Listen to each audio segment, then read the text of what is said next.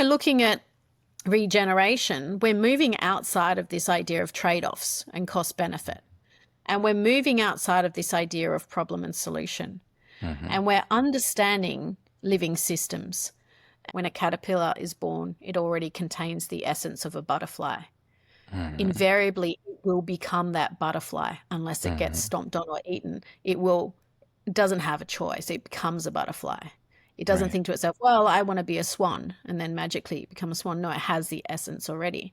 So it has already that living potential that's not yet expressed, and all living beings have that. Now, as human beings, we don't see antelopes trying to not be an antelope.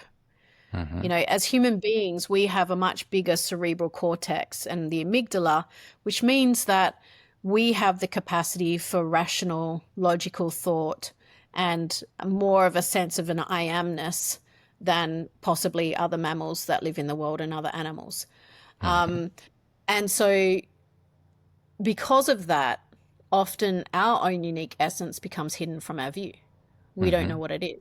And because of our enculturation, we largely associate our value with what we do. Oh, I'm a great mum, so I have value. Or I'm an entrepreneur that has had a 10x exit, so I have a lot of value. And so what we're doing when we're working regeneratively is we're working to understand, firstly, what the system is that we're of service to, that we feel called to serve. And that's different from a structure, right? And then we're working to understand the unique potential that's already alive but not yet expressed in that system. And the more that we can understand that system, the more we can direct our energy, our focus, our attention, and our capital towards unlocking the nodes in that system that will bring greater aliveness to the whole system. And that is a system that encompasses all of life, not just human beings, because we can't live without the rest of life, quite frankly. We're all interconnected. And so that then shapes how we design and develop assets, how we define what value means. And it doesn't exclude material wealth, right? It just means that the material wealth that we're able to, experience and materialize is in harmony with creating the conditions for all of life to thrive.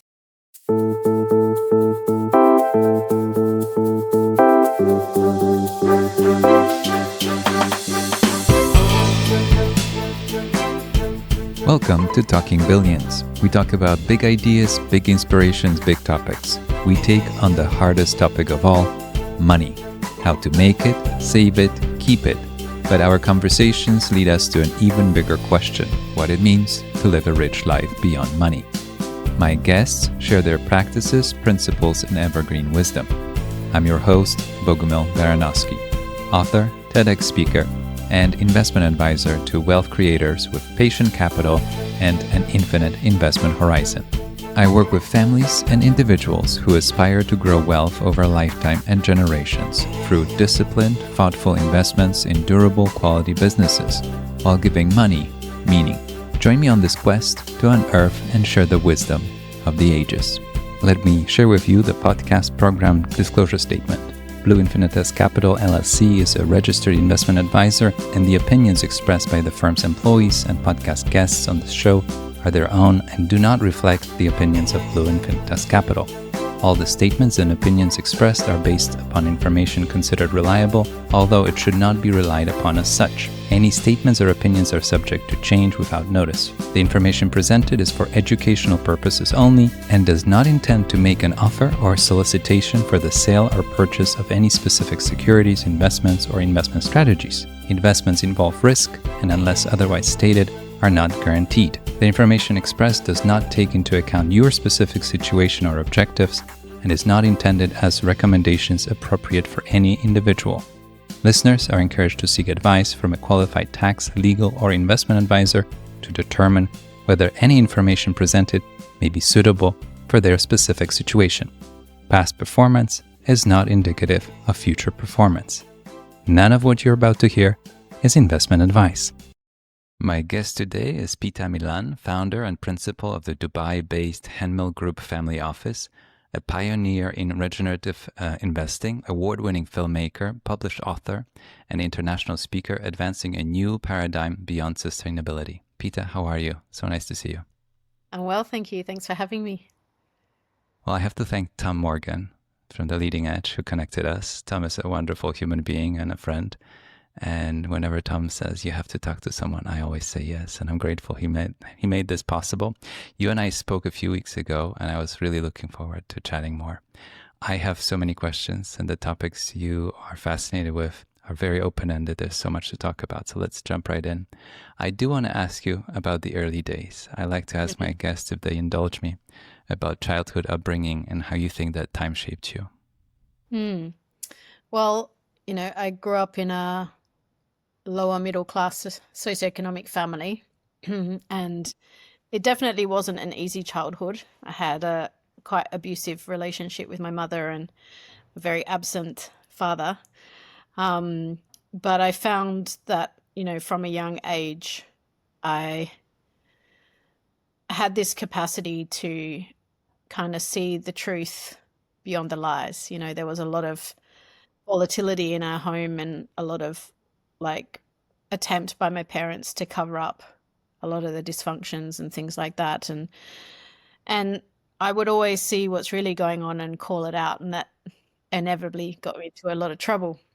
And I also had this capacity for, a curious mind where I was interested in the nature of things, and so I remember asking my dad when I was 10 if he could take me to church, because I had a very atheist family, and because I just wanted to experience and understand what the whole thing was about. And so very begrudgingly he took me so I could have that experience. And I kept shooting outside the box. I started playing the trumpet when I was young, when I was 10, and then I got a music scholarship into the leading music school in my state, and that was never a thing, never any kind of possibility in the minds of my parents. So I always kept shocking them, which for good and bad. And so I think that had me kind of evolving to a way of working or way of seeing the world that was a little bit disruptive. And when you have a disruptive child with those talents, it can be very challenging as a parent. I was blessed with my elder son being that way too, but I had a very different view on parenting than my parents, so I kind of embraced it, celebrated it. But it can be tough because you have a child that doesn't want to follow the rules, doesn't just accept because I said so, and all of these types of things. And so I left home when I was quite young to go to university. I was 17. And, I supported myself through that process, financially, emotionally, all of it. I didn't have much contact with my parents. But I had a very close relationship with my brother, I was one of 6 children, but the brother that was next to me, I was the eldest of the 6. And so I left university at 22, and I found that I had this. I studied philosophy at university, and I think we'll get to that a bit later on. But I found that when I was at that point of finishing my bachelor's degree and deciding what to do with my life, a lot of people would say, what are you going to do with a philosophy degree? What does that even mean? And for me, it always made perfect sense that I wanted to go into business, because I wanted to apply everything that I had learned into some form of practice that was going to be impactful. I didn't want to just become a writer and then 10 years down the track, see my book selling for 50 cents in a secondhand bookstore and not really having an enormous impact on the world. So, I built my first company when I was 24 for another family. I always found that I was attracted to families. But I was one of these kids that I never really, for better and for worse, accepted limitations. So, the first job that I took, I was kind of a bit lost in my early years, and I ended up working in a bar in a tiny town in the south of Western Australia, one of the most isolated city towns in Australia, and met a guy at a bar, and he said, "Oh, come and build this business with me in Queensland," which was the other side of the country. And I was like, "Sure, why not?" And didn't really know much Why about not? him or anything. So I was always taking these quite bold risks and walking a path that wasn't very straight and narrow. But every experience that I had, as radical as it was back then, taught me invaluable lessons. And one of the things that I was clear that I wanted to do with my life was to interrupt the patterns of my parents. I didn't want to become that kind of a person. I didn't want to be that kind of a parent. So I started also my conscious healing journey when I was 19. I have so many questions, but you used the word disruptive, and it got me really thinking because we spend so much of our life trying to fit in, especially as kids. And then later on, we tap into who we really want to be in this world. And what I'm hearing from you, you really leaned into it and found your way to express yourself. And I'm left-handed. So when I was going to school, actually, until I was 18, I only knew one other person that was left-handed, and my handwriting was terrible, and I was made to believe that left-handed people are not so smart, especially the other kid in my class. I was left-handed. I don't know if he was actually not smart or he was dyslexic or had some sort of other experience. And maybe now looking back at it, anyways, despite of it, I tried to get good grades and I was a good student. But then I went to college and I met all those kids that were left-handed, and I realized that so many US presidents were left-handed and so many accomplished artists are left-handed. And it completely shifted my mindset. Instead of me trying to fit in among the right-handed people, I realized I have to lean into being left-handed. I'm different. Yeah. We're all different in so many ways. I do want to ask you about philosophy and ancient wisdom, how it shaped your business philosophy, investment philosophy. I've had so many guests on this show that studied philosophy at some point. I want to know what the secret is.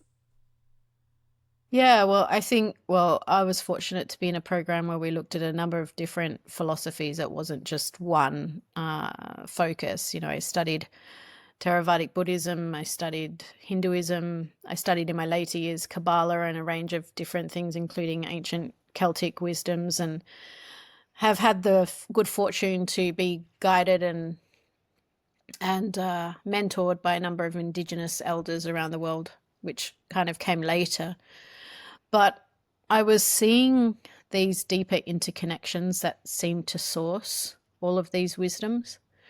And, if we go back to some of the oldest wisdoms, written wisdoms in the Vedas, we can see a lot of that sourcing other types of traditional wisdoms around the world. And it seemed to really coalesce and share a lot of profound similarities also with a lot of Indigenous wisdoms. And so, when you're talking about difference and not fitting in, I was one of those kids that kind of prided myself on not fitting in. I found the average kid kind of boring. I didn't want to talk about the stuff they talked about. I didn't want to do the kinds of things that they did. And so I became very interested then because, I just want to also, lay out the reality that I didn't just go into uni and do our course. I spent some time searching. So I started in philosophy, then I went into business degree, then I went into science degree and did parts of them, and then ended up finishing the philosophy degree. But as I was engaging in these multiple years of exploration, I was really seeing that a lot of these economic truths that we're taught in business don't make sense in reality. And what if the world is not in line with, what if the actual workings of the world aren't in line with some of these economic theories? And now later, as we've experienced other things emerging since the early 2000s, like an understanding of the limits to growth, the understanding of planetary boundaries and so on, we can see, even if we look at the behavior of the markets, we can see a lot of these economic truths that we were taught in the neoclassical economic tradition no longer hold. And so I was like, well, what if we're just missing something fundamentally here? And what if there is some wisdom that's held and been held for thousands and thousands of years about how things work that just our progression to a kind of like fragmented scientific method, empirical way of viewing the world. Just we have blinders on the way in which we structure our thinking, and the way in which we're taught through our educational structures don't enable us to be able to see these things. And one of the big fragmentations that I saw is we're taught in school to only honor the cognitive capacity. And we become really disembodied. We're not allowed to understand the role of emotion. We're not allowed to understand our sense making, our intuition, and these types of things. And we're certainly not given a space or agency as children to challenge the status quo most of the time. And we're kind of raised in this like paradigm of kind of student expert kind of mentality, where you've just got to listen to the experts and accept that what they say hold truths. And so the Indigenous wisdoms were really about like other capacities that we have to understand, you know, a more integrated idea of intelligence that also involves body intelligence and intuitive wisdom.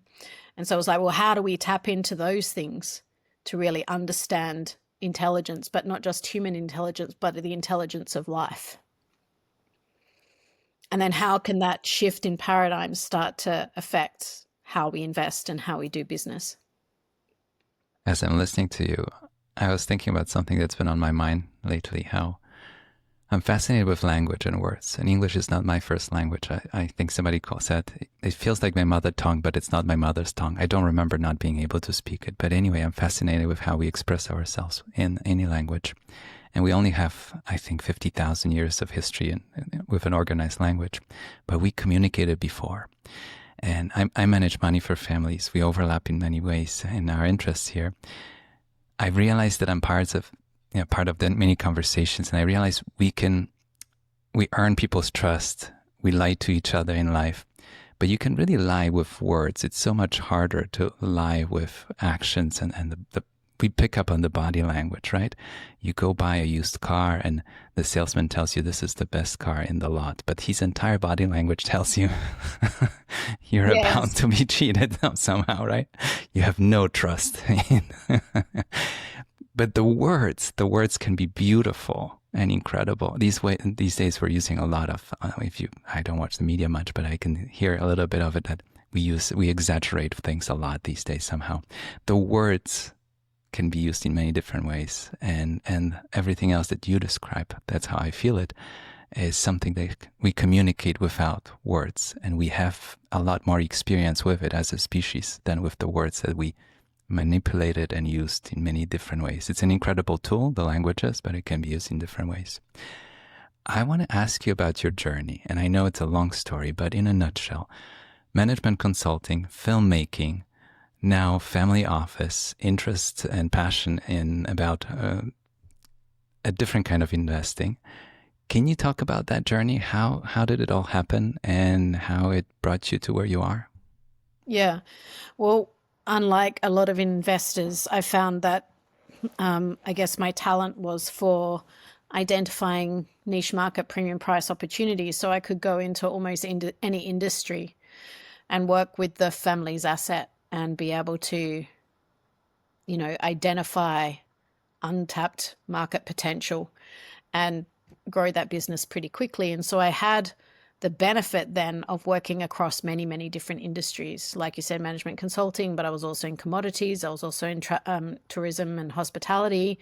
I was also in logistics, healthcare, financial services, a whole range of things. And I was doing that work in Australia, and I guess a defining moment for me was working on a large turnaround project for a nickel mine in the goldfields in Australia, in Western Australia. And I had collaborated with some of the big four on that project and on a number of other projects. And I just saw, from my perspective, what was a lot of really poor strategy and a lot of ecological, social damage being done that I didn't feel well with. So at the ripe old age of 32 and with two young kids, an 18-month-old and a 7-year-old. I sold everything that I had in Australia. I had a beautiful $1 million home. I had other things going on. I just divested from everything, packed up the 2 kids and left with no intention to return and no clear sense of where I was going. So we backpacked around Southeast Asia and Europe for about 6 months. And then the kids and I settled in northern Thailand. And that's where I gave myself the gift of a 3-year sabbatical. And so I knew that I wanted to be impactful. So I decided at that point I would lean on my arts career. And I had a friend who worked in the production services sector for the film industry. And so he gave me a couple of jobs, like low-level jobs on some Hollywood productions that were filming in Thailand. And I became fast friends with an executive producer who was a very, very seasoned Hollywood producer out of Santa Barbara. And we decided that we were going to co-create a media production company. And so I did what I'd always done. I learned the industry pretty quickly. I spent a lot of time in the US and Canada and different types of things. I also had a profound experience where I went with a photographer friend of mine during this period, and we kind of illegally got ourselves, I won't say how, but we got ourselves into northern Kachin state in Myanmar, behind the front line of the war with the military junta in Burma. And I spent 2 weeks there undercover and spent time in refugee camps, spent time with the Kachin Independence Army. And it was this amazing series of synchronicities. So it was like this crazy white woman with a band of like 50 militia driving through the Burmese jungle, only woman there, into a city, Liza, which had just only 2 months ago been bombed and destroyed, like largely destroyed by the military junta. And this had happened only, kind of a few days after the military junta had signed the peace treaty with the Kachin people, and they had received a large donation from the multi-donor trust fund for their peace actions. And Hillary Clinton had done big announcements on the news about peace in Myanmar. And I just so happened to be there when a troop of Indigenous elders and one former Burmese military soldier had done a peace march from Yangon all the way up to Kachin. It had taken them 2 months because they'd done it by foot. And they had filmed in these like tiny little 80s style handycams their journey. And they just so happened to arrive in Liza when I was there. So I was listening to their songs and their stories and seeing their footage. And it was very clear that the Burmese hadn't even retreated after signing the peace treaty. They'd taken 2 or 3 days to reposition and then bombed the city. And I was just really hearing like the plight of the people. And what I realized through the research that I did afterwards as I was trying to understand this phenomena is that we had oil and gas, or natural gas pipelines running up the east and west coast of the country. And so the large oil and gas companies that had contracted to mine had gone through some kind of an agent. The agent was dealing with the local government. The local government was raising villages, murdering people, raping women to clear and illegally displacing, to clear the land, because under the Burmese constitution, the military junta owns all of land, and it's in the translation, up to the heavens. So at any time they can come and just forcibly remove people from land. And that's what they did when they started cleaning up their major cities too. They had generations of people living in the cities in like slum housing, and they just forcibly displaced them without compensation so they could build their nice resorts and everything and open it up to the West. And then when I look at, the emergence of ESG, these same companies starting to rate highly because the transparency doesn't go all the way to the ground. There's a certain point at which they say that's no longer our responsibility because we engage agents, they do their work. We're not responsible for how governments choose to handle their people and govern their people. And so they're still reporting seemingly healthy outcomes whilst contributing to the devastation of ecological and social cultural systems. And so as I was doing the filmmaking stuff, I'd done pretty well for someone who'd never made a film. I had worked on a number of shorts and won some international awards and stuff. But I got very clear that while storytelling has an important role to play, it is not going to shift the needle in terms of the impact that I would like to see. And so there was a kind of really pivotal moment around 2017 where the former chairman of the Intergovernmental Panel on Climate Change, Dr. Pachauri, had asked me to join his international advisory board. He was creating a new group called the World Sustainable Development Forum, and it was a reaction against the World Economic Forum and COP being a lot of talk and not a lot of action. And his network was stacked with former heads of state and high-profile people in the climate space, because under his stewardship, the IPCC had won the Nobel Peace Prize. And then at around the same time, the UN in New York had asked me to join a working group called the Future of Capital. And that put me in touch with some foundational thinkers in impact investing, conscious capitalism, some amazing philanthropists and Indigenous leaders. I was the only family office there at the time. And then I was also asked to join All Hands, which was a multidisciplinary, multi-stakeholder working group that worked alongside NATO Five Eyes and most of the major security branches around the world, including the Met, the Australian Federal Police, the FBI, NYPD, so on. And my interpretation of that, because I was one of very few women and very, very, very few non-security specialists, was that we were seeking to understand the patterns that gave rise to radicalization. And at some point, that stopped being part of the agenda of NATO Five Eyes, but it was more like we can't control what people think, and that's also not our objective. But we want to be able to prevent these things turning into mass casualty events or mass violence. And how do we understand that? And when I first joined that group, all eyes were still on Al-Qaeda and jihadi extremists because it was still post 9/11, ISIS and so on. But then, we were seeing the rise of far right-wing extremists. We were seeing a very complex rise of lone actors that were self-radicalizing, that weren't part of any type of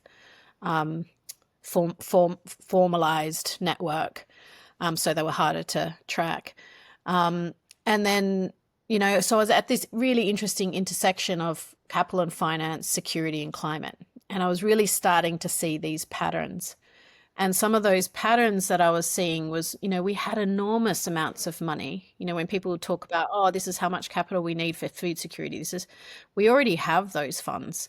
I mean, we have about 2.3 trillion a year in philanthropic funds globally.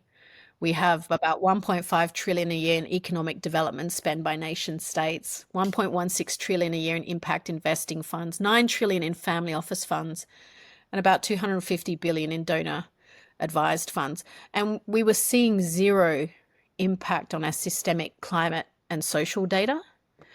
And so I started asking really tough effectiveness questions. If we have these trillions of dollars that are supposedly going towards some type of impactful, investment, but yet we're not seeing the impact, we need to ask some serious questions about, what is the role of an asset? If an asset is living on a dynamic living system, what is the role of the, what does value mean? And how do we generate it? What is a system even?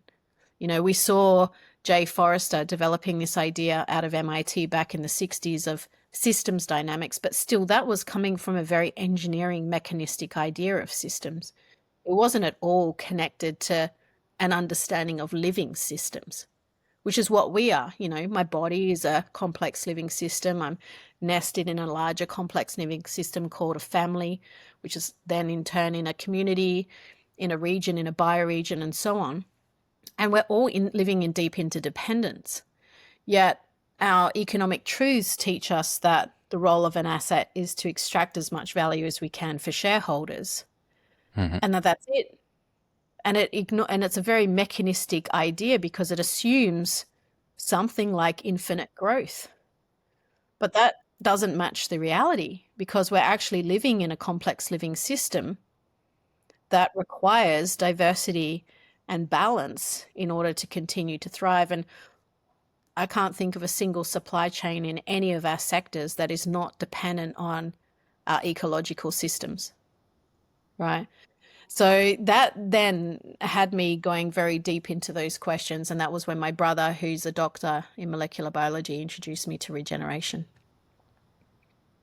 I have so many questions about regeneration, and I have big questions about how we look at traditional wealth creation and sustainability and how the approach isn't working. But before I go there, you shared so much in the last minute or two. Yes. I tried to keep it short, but it was a big journey. And I could pull on 1,000 threads, and I have to choose and pick. But I do want to bring up something that what you just shared made me think of, and what you and I talked about, and I hope it's okay to share it.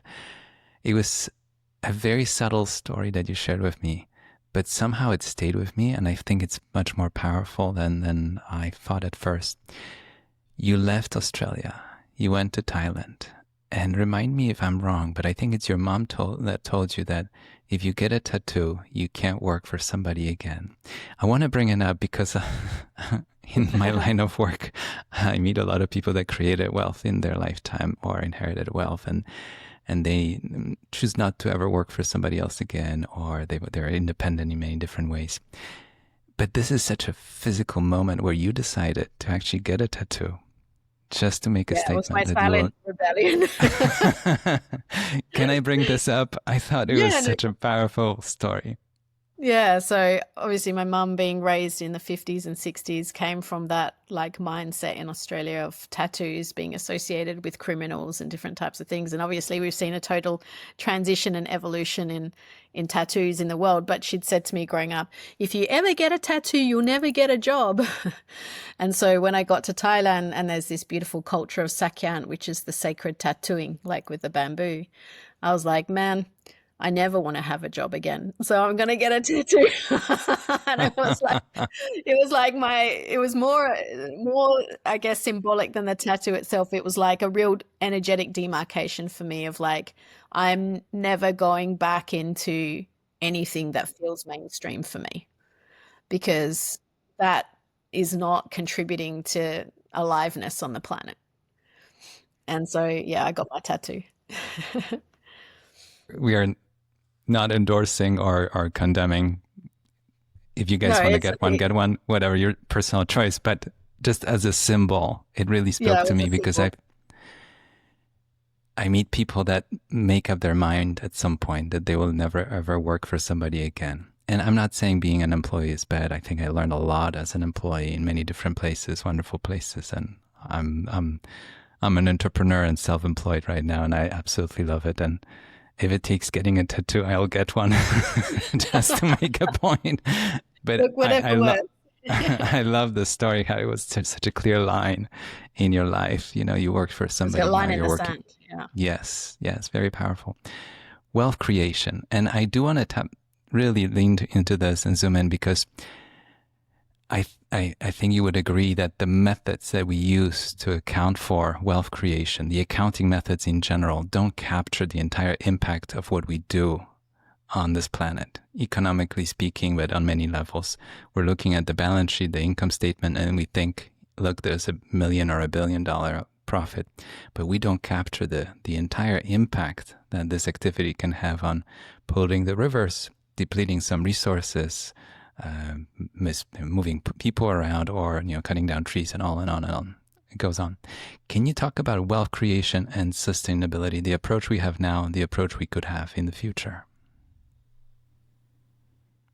Yeah, so I think it's a little bit of a deeper question, because the idea of wealth creation now, it comes from an extractive paradigm. And where the kind of relational dynamics that underplay how we design and develop assets, or how we design and develop what we see as our structures in the world, like how our financial structures work, or our education structures. And one thing that I do want to point out here is that when you're working from a regenerative perspective, there is a very big difference between a system and a structure, and our language gets confusing. So we often say things like education system, healthcare system, banking system, financial system. We call all of those things structures because they already have a form, right? The systems are the relational dynamics or the worldviews that underpin those things that then give rise to how we design and develop. And so when we're looking at the conventional extractive model, we're looking at the belief system that the role of a business is to extract as much for as low cost as we can, and that's what we call capital efficiency. We grow it as big as we can, as quickly as we can. That's what we call scale. And then we extract that value that we create somewhere else, and we take that out of that place and deliver it to a bunch of shareholders that sit in New York, Zurich, and London. And we say that's the role of the asset. And that then underpins a lot of our regulations and legislation, our fiduciary responsibilities. But then, things started to get bad, like we started to see mass loss of our biodiverse systems that are sustaining our life. We started to see climate change emerging, and with that coming catastrophic weather events in increasing number and severity. We started to see species extinction at rapid rates, including our pollinators, which are essential for life. Without our pollinators, everything on the planet is dead. And then, also one thing that gets heavily overlooked is cultural extinction, because our science shows us that cultural extinction is directly correlated to biodiversity loss, which is why 80% of our world's remaining biodiversity sits on indigenously stewarded land. And so through colonization and colonialism, we decimated huge cultures that were living in right relationship with the land, and we lost a lot of that knowledge. And it came under the purview of this kind of extractivist model. So when governments started and populations started to see this devastation that was happening, and then the risk that it started to pose to future value, they moved into a different paradigm of work, which was what we call arrest disorder. So how do we stop the bad from happening, or how do we lessen the bad? And that's where we saw the emergence of sustainability, circularity, green solutions, carbon markets, all these types of things emerging. And that largely happened in and around the 80s, between the 80s and the early 2000s. And then that wasn't proving to be enough. So then a bunch of investors and a bunch of local folks got together and said, well, actually, we want to do good. We want to make the world better. And so that saw the emergence of this idea of impact investing. Now, the challenge with those three paradigms of work is that they all work from mechanistic ideas, where how we see the world is in terms of problems and solutions. Now, when you think about the scientific method, when we're trying to solve for a problem, what we need to do is we need to isolate the variable that we're studying and create around it controls so that we can test and retest and try and get patterns that are consistent. But what we know now is that when you isolate variables from their dynamic living systems context, they change. So when we're viewing things through a problem and solution lens, we're not actually understanding the real dynamics of what's actually happening, or the role of this thing in its larger living system. And so we start creating solutions from this very myopic, small level of knowledge, not from a systemic understanding. And what invariably happens is we might get a little bit of small incremental impact here, but then an enormous systemic impact that includes negative externalities, which from a legal perspective, we're not even obligated to account for in our accounting structures, in our accounting methodology. We don't have to include any real cost of negative externality from our business practices on any type of financial reporting.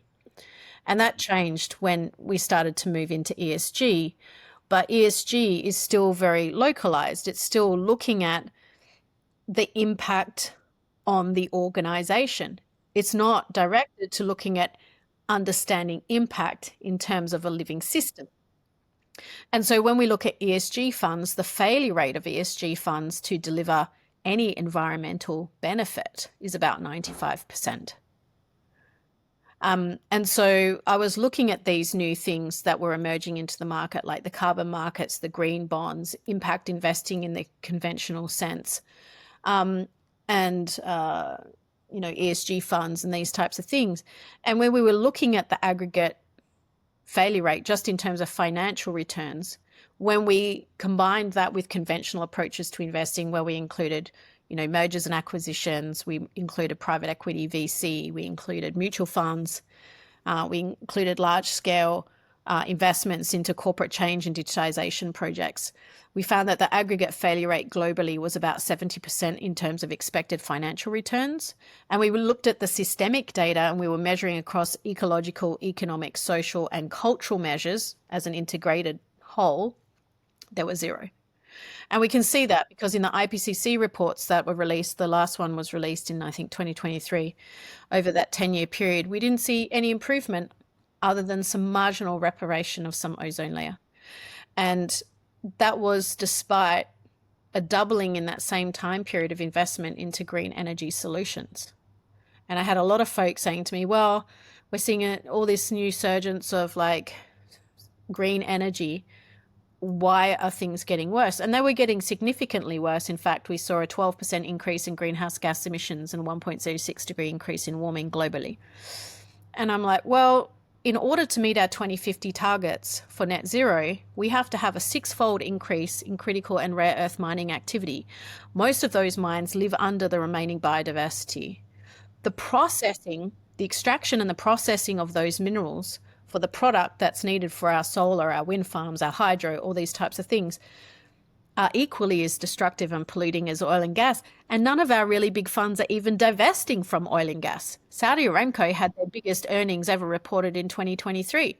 So we're not even reducing our oil and gas by all seriousness, and we're 6-fold increasing our metals mining activity. So we're not coming from any different paradigm of work. All we're doing is creating a new market and calling it green. It's still operating from the same paradigm of problem solution and extractivism as what every other sector is working. And so that for me meant that I had to go deeper. I had to go deeper into like really understanding systems at a deep systems level and understanding value in a different way. As I'm listening to you, I thought of COVID years, 2020. Yeah. And the world. So many people said to me, this is going to change the world forever. And I said, no, it's not. I hear you. You know, there are books and movies and stories when somebody gets to see a glimpse of a life they never lived or a life that they could live, right? And we have this awakening, you know, I wish I took that job, or I wish I said no to this, or I wish I married this person. And I thought that 2020 was a glimpse on so many levels. You know, a terrible time. I was in New York at the time, and the city was, standstill. But some things happened around the globe. In New York, some rare species of an owl came for the first time in 100-some years to Central Park, to the middle of the city, because it was quiet. And they actually saw a pair, so they were mating, which is very rare for the species to do in such a public place. There were no people. And then the canals in Venice, I'm sure you've heard the story, how people could see the fish swimming around for the first time. And there were other examples of us stopping and getting out of the way and nature reclaiming its glory and beauty right away. Within months, we just stopped. I know that wasn't sustainable, which leads me to the next question. You write about how sustainability doesn't work. What I'm hearing from you, and correct me if I'm wrong, one way is to slow down the speed of the damage. The other thing is find a replacement. And I think what you're describing with rare earths, we're trying to find a replacement, but it's not good enough. And you want to go beyond all of it because the results are so disappointing with what we've done so far, and completely rethink how we interact with the home that we have. And it's a round blue globe in the middle of space. And this is it. There's no other place for us to inhabit. Can you talk about regeneration? How does this work? On a small example or big example, however you like. Yeah. So, well, just leading in from your COVID example, which is a good one, I think the challenge with the COVID example was that it gave people a glimpse, like you said, of like life returning, like non-human life returning. But I think it more deeply cemented this fragmented idea that there's a trade-off between impact and returns, because humanity had to stop in order for life to return. And that's not necessarily the truth, because if you look at Indigenous practices, they have been healthily stewarding land spaces for many thousands of years. And the so that was like an unfortunate kind of like misinterpretation of the COVID experience, because, you know, we're not trying to save the planet here. The planet can take care of itself. We're trying to save the existence of human beings. Because if we all die because it gets too hot, our food sources disappear, we don't have access to fresh water, all of these things that are provided by our life systems, the planet will be fine. It'll recover. It's like a 10x COVID. um, but, you know, like I'm like the captain of the Titanic, where I want to stand by my ship, I want to stand by my people and make sure there's a future for human beings. So when we're looking at regeneration, we're moving outside of this idea of trade-offs and cost benefit. And we're moving outside of this idea of problem and solution. And we're understanding living systems. And there's 10 core principles of living systems, which we can get into in a bit. But essentially what we're working to understand is that within every living system, every living being, there's an inherent potential. So an analogy is that when a caterpillar is born, it already contains the essence of a butterfly. Invariably, it will become that butterfly unless it gets stomped on or eaten. It doesn't have a choice. It becomes a butterfly. It doesn't think to itself, well, I want to be a swan, and then magically become a swan. No, it has the essence already. So it has already that living potential that's not yet expressed, and all living beings have that. Now, as human beings, you know, we don't see antelopes trying to not be an antelope. You know, as human beings, we have a much bigger cerebral cortex and the amygdala, which means that we have the capacity for rational, logical thought and more of a sense of an I amness than possibly other mammals that live in the world and other animals. And so because of that, often our own unique essence becomes hidden from our view. We don't know what it is. And because of our enculturation, we largely associate our value with what we do. Oh, I'm a great mum, so I have value. Or I'm an entrepreneur that has had a 10x exit, so I have a lot of value. You know, all these types of things. And so what we're doing when we're working regeneratively is we're working to understand, firstly, what the system is that we're of service to, that we feel called to serve. And that's different from a structure, right, as I said before. And then we're working to understand the unique potential that's already alive but not yet expressed in that system. And the more that we can understand that system, the more we can direct our energy, our focus, our attention, and our capital towards unlocking the nodes in that system that will bring greater aliveness to the whole system. And that is a system that encompasses all of life, not just human beings, because we can't live without the rest of life, quite frankly. We're all interconnected. And so that then shapes how we design and develop assets, how we define what value means. And it doesn't exclude material wealth, right? It just means that the material wealth that we're able to, you know, experience and materialize is in harmony with creating the conditions for all of life to thrive. This idea that we have to extract, rape and pillage in order to have wealth is a mistake in thinking. It's a very, very myopic way of thinking where we're not understanding really how systems work. And sometimes, yes, included in that, so in that whole systemic way of thinking, there'll be things that we do that don't generate a lot of return, things for the commons. But we already do that anyway in philanthropy. It's just that philanthropy's money is spent giving to charities and and all their work is fragmented too, so it's not systemic. So when we're looking at how we design and develop a single asset, whether it be an infrastructure project, a real estate project, a new company, how we design and develop a portfolio or a fund is done from a deeper understanding of living systems, and then what we call then that storing place becomes the source of core strategy, core product and service design, how we implement that, and how we do our impact measurement. So it's not like regeneration's not like a ESG thing that you tack on to the side and you've got to tick the boxes. It is really like a deep relational shift in terms of how we understand our role and how we participate in the world, and then how from that we design and develop. I find it fascinating, and I have to ask a question or two that I think some members of the audience might ask. Is this too idealistic in the sense that we have this idea of maximizing financial returns? There's so much attention on it. And then this environmental regeneration, is that at odds? And that second half to this question, when you kind of touched on, is this the space that for the time being belongs into non-profit world rather than for-profit, or we can somehow reconcile the two?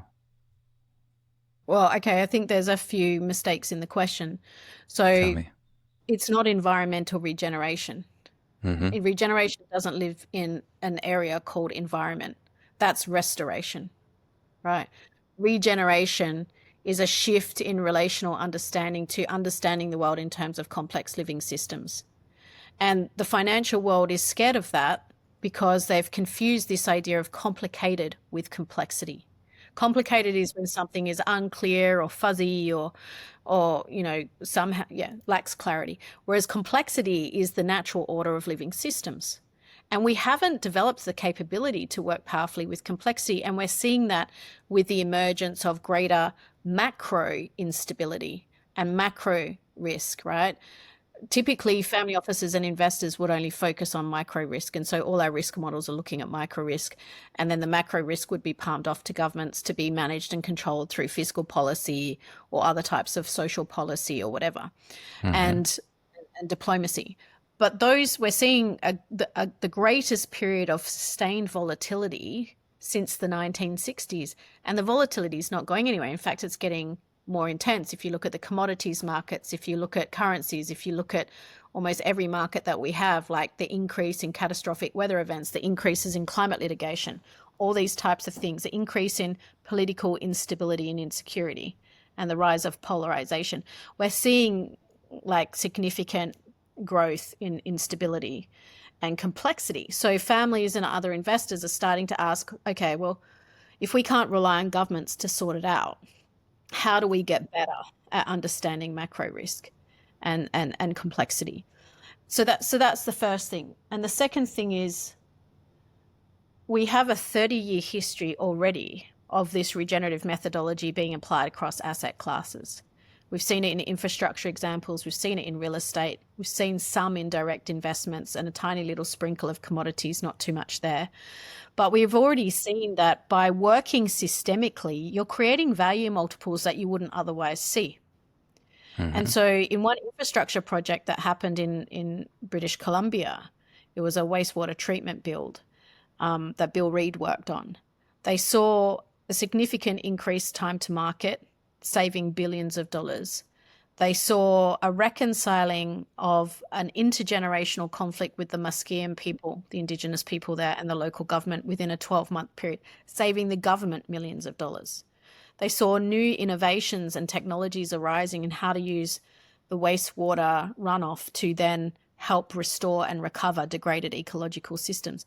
The role of the asset became to save the orcas because they understood their nested system. They understood their impact through a nested system. And the crazy thing is they had a 150-person design team, which sounds enormous, right? But it included subject matter specialists, it included ecologists, it included Indigenous representatives, community representatives, local government, local business. Like, it was a really cross-disciplinary design team. And that's how they were able to be so effective. So the returns were actually higher than predicted in the original valuations, but the systemic impacts were there. And across all of the different types of assets that have worked with this as a core methodology, we've not seen one that hasn't delivered superior returns. But I mean superior to the market or superior to the original valuation. So that's why I'm saying this is not, you don't need to trade off impact for for returns. Because what happens is you're working systemically, so you're having this multiplying effect.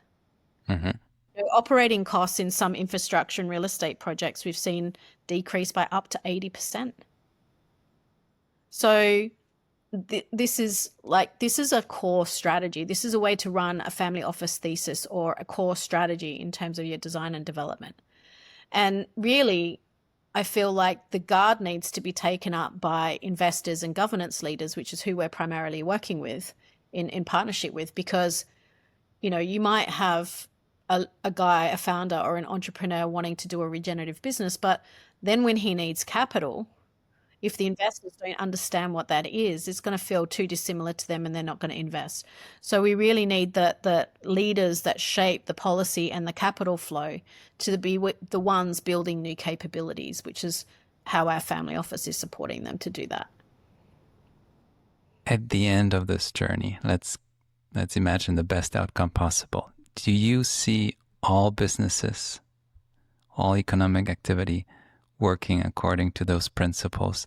The reason I'm asking it, because I see how we've already made huge progress and we're not doing certain things, which is not enough. We're not polluting rivers. I remember reading stories that you could develop a camera film in the rivers of Germany back in the 50s and 60s because the water was so polluted. We don't do that anymore, right? I mean, it's not a huge win anymore, but it was a huge win at some point. Do you think all the businesses... You got to clarify, in some places we don't do that. Yes, in places that we consider that hold value. Yes. We still don't have problem doing that in many African countries or Latin American countries. 100%. Do you think that at the end of this aspirational rainbow, we have all businesses making everything from shirts, shoes, to providing data storage and computing power and everything else, all in line with those principles? Is it feasible, possible to imagine that? I'd like to, but I'm curious how you look at it. Well, I mean, I think to make a systemic shift, we only need about 30%. And that's where I'm setting my target. Like the system that I feel called to serve in our family office and my brother and my son align is that, we feel called to shift the relational dynamics between assets and life systems so that assets create the conditions for all of life to thrive. That's the system we're of service to. And so if in my lifetime I can empower and build capability in 30% of investment and governance leaders in that time, I will consider that a success on my part. Because there will be enough proof points, there'll be enough data, there'll be enough evidence. I mean, there'll be enough before that anyway, but there'll be enough critical mass that then it will create a global shift.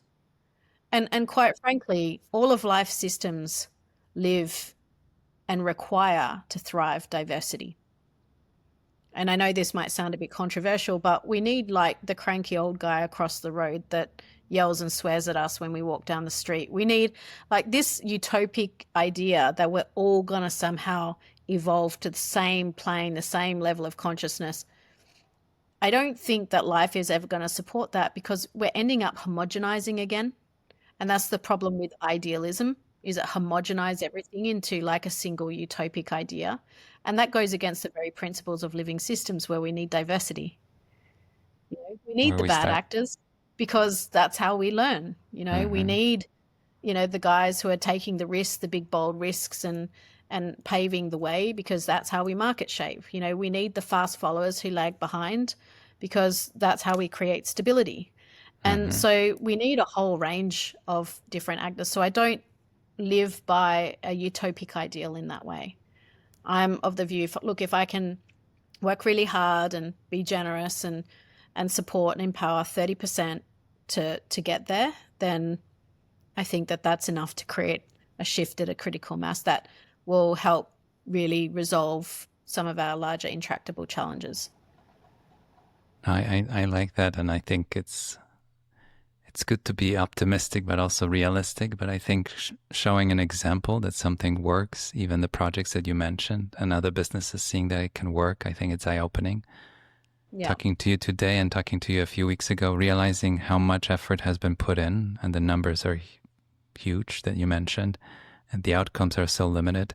I think it might be time to rethink it. I don't have the answers, but I'm fascinated with the questions you're asking, and I think it's worth thinking.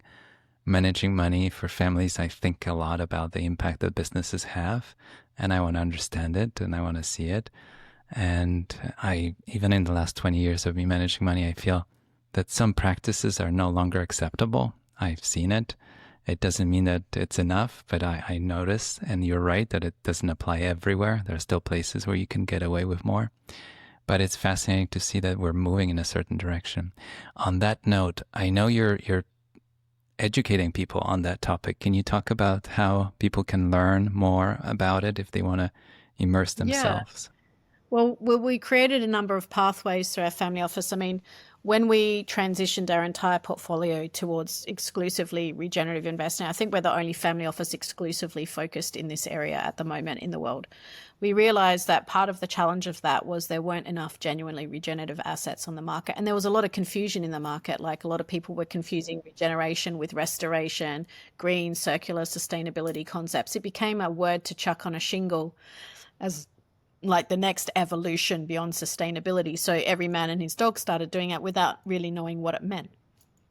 And there is a methodology behind it that is proven to deliver systemic impacts and really solid returns. And so we decided as a family office that we were going to allocate 50% of our time to helping to grow that capability in the field. And by the field, I mean like the world of investment and governance, because I'd been on the international speaking circuit for about a decade, and I was really aware that most government leaders, most investment leaders had never heard of this regenerative thing. Now we're starting to see more and more people whacking that on their shingle with regenerative fund this, regenerative agriculture that, blah, blah, blah. But when you get into the nuts and bolts of it, it's not really regenerative in terms of the methodology and how the deep understanding of regeneration works. And so we designed an 18-month professional certification for investment leaders, business leaders, and governance leaders to participate, to understand how to design and develop and invest and structure portfolio from a regenerative perspective. But we knew there had been a few people trying to do that. I mean, John Fullerton has some small courses on regenerative economics and finance. AXA Climate were putting together 6-week regenerative business programs. And AXA in particular approached us, some representatives, some people that work there approached us. And a couple of years ago when we were in Brussels, and they said, look, we've been running these courses. We've had about 5,000 people go through, but we're not really seeing behavior change. And I said, well, explain to me how your program works. And I said, well, at the end of the day, people don't really change their behavior by learning some interesting facts and data and kind of feeling guilt tripped into doing the right thing. And so my brother, who's a scientist, and we dug into the science to look at how do people learn, like how do people really have deep paradigmatic shifts.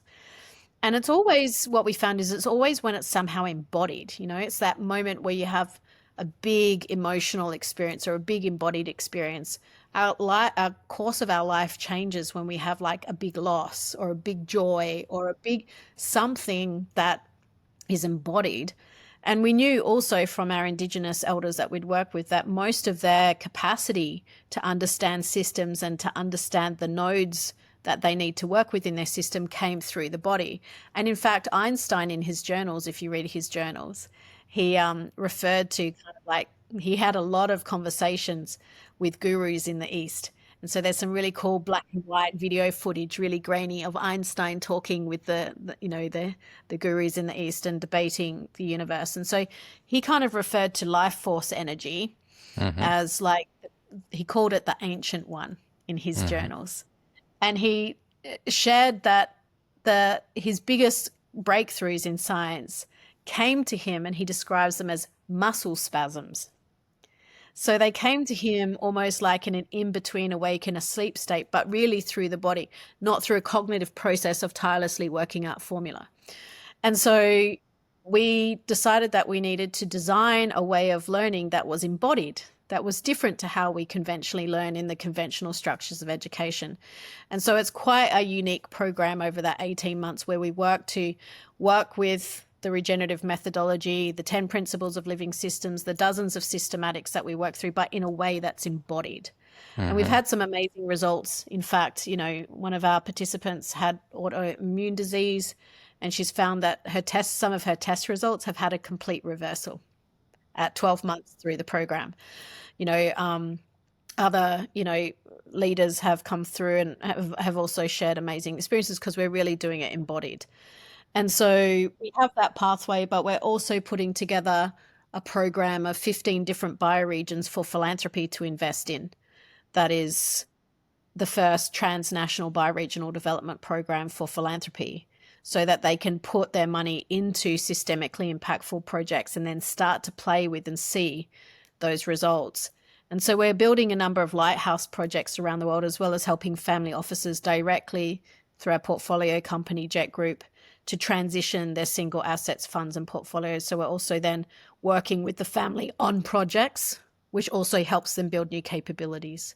And we're doing an amazing project in the gemstones industry at the moment. We're doing a couple of really great real estate development projects with other families to really help them. And then we have our venture studio where we can work with early stage and pre-seed founders to actually design and develop really innovative regenerative businesses through our venture studio. So we have we know that not everybody wants to do like a deep embodied exploration of living systems. Some feel called to it, and that's amazing because it's such a rich program. But there are others who just want to focus on, well, how do we transition our assets, or how do we govern this way, or how do we do succession planning this way? So we tried to make it open enough as a portfolio of experiences that people can step into wherever they feel called. Mm-hmm. I find it fascinating. I'm so grateful that you're talking about it and spreading the message and educating people. I feel like there's so much to learn, and we just scratched the surface. I do want to highlight one thing that stayed with me. I mean, so many things, but one, when you told me that the planet will take care of itself if we're gone. It's such a powerful realization, and I don't know, but it really struck me when you said it today. Everything we talked about, think about it. If we're gone, this planet will be just fine. And what we really want to think about is, how do we make sure that we stay here, especially over a longer period of time? And for families I work with that think in terms of a century or more, these things are much more important than the next quarterly earnings or what's going to happen next month. Peta, this was such a wonderful conversation. Thank you so much. I really appreciate you sharing. And people will find their way to you. I'll include some links in the notes so they can explore more. But thank you so much for today. Yeah, thank you. Thanks for having me. You were listening to Talking Billions. We talk about big ideas, big inspirations, big topics. We take on the hardest subject of all, money. But our conversations lead us to an even bigger question: what it means to live a rich life beyond money. If you enjoyed the show, please take a moment and follow, subscribe, rate, and share with friends and family. We rely on word of mouth to promote the show. One click for you means the world to us. Thank you. Until next time, your host, Bogumil Baranowski.